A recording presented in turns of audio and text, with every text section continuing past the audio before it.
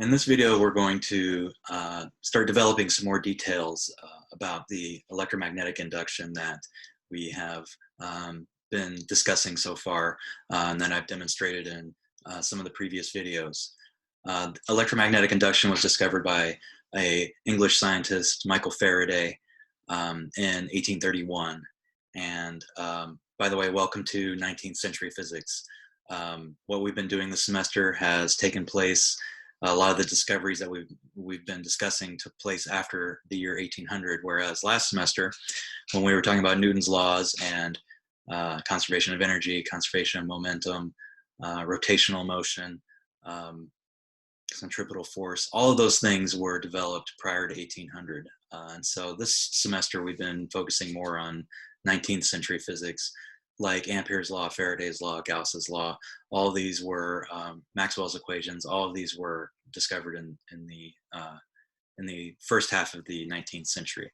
We're not going to make it to 20th century physics this semester. That's usually reserved for a third semester course in physics.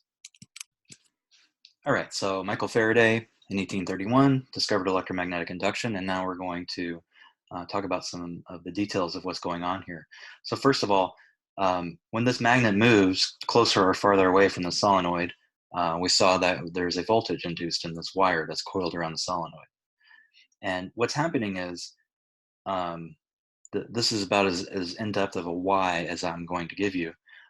But when this coil, right, this area in the coil, when it experiences a changing magnetic field, a current or a voltage is induced. Okay, so when this coil sees the magnetic field changing, it will induce a voltage or a current in this coil. And so why is the magnetic field changing if I were to say move the magnet closer? Well, in that case, the magnetic field strength is increasing over here.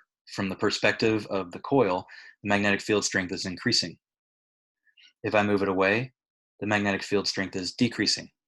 Okay, so these are both examples of cases where this senses a change in the magnetic field. So in words, I'm going to write that as a changing magnetic field induces an electric field, actually, but we'll stick with voltage for now.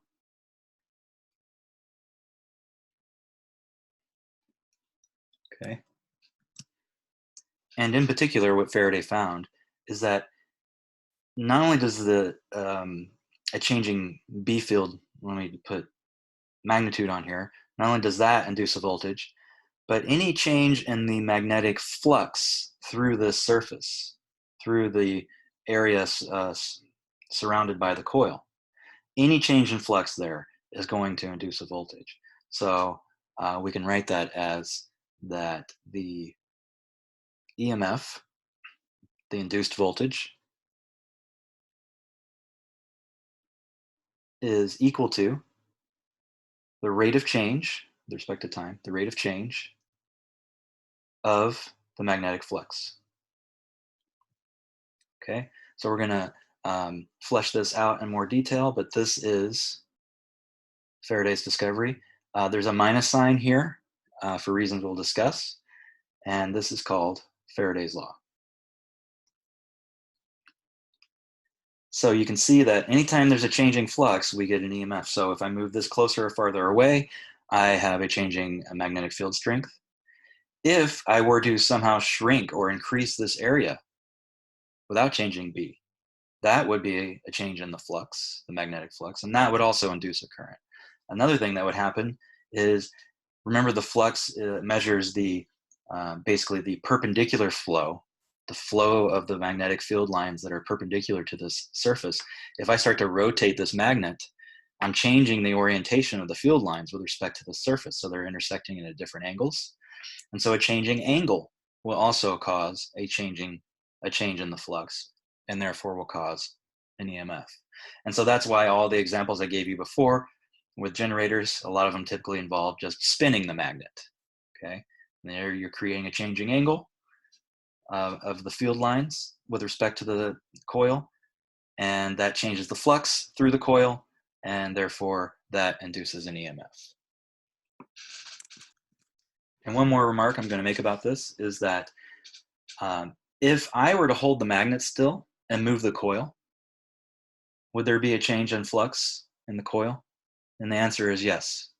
Whether I hold the magnet still and move the coil, or whether I hold the coil still and move the magnet, there's going to be a change in flux, magnetic flux through this surface. Similarly, I can hold this still and I can rotate the coil instead of rotating the magnet. Okay, so the magnet's actually not the one that has to move. There just has to be some relative motion between the two. And we'll see some examples of that later this chapter.